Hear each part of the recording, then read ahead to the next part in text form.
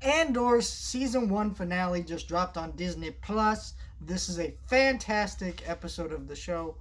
Spoilers for this episode. Uh, I've really liked this season. It's been a show that's really shocked me.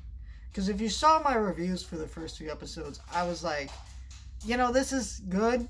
But I'm also like, where's this going? What is this show? Because Andor is not a character I love. Um, and by the end of the season, he's become a character I love. But when I watched Rogue One and all that, I just didn't understand why are we developing this guy? What is the point of this show?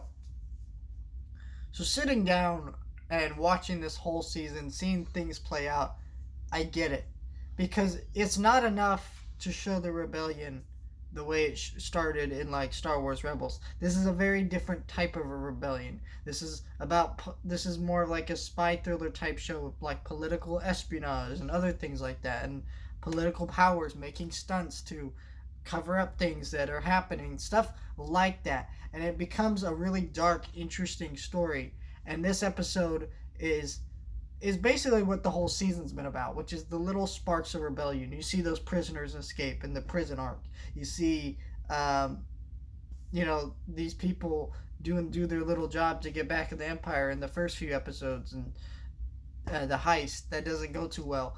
But you still see the hope it gives the galaxy. In this episode, Andor's mom has a speech, the video recording that she left on a droid. You see that and how it inspires all these people, and they take charge, they fight back.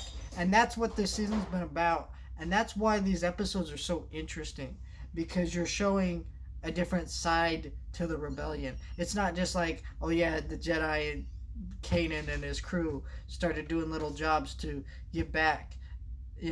Now it's like, no, it's people fighting back, and there are costs to that. People die, things happen. It's very interesting, and I cannot wait for season 2. I love this episode.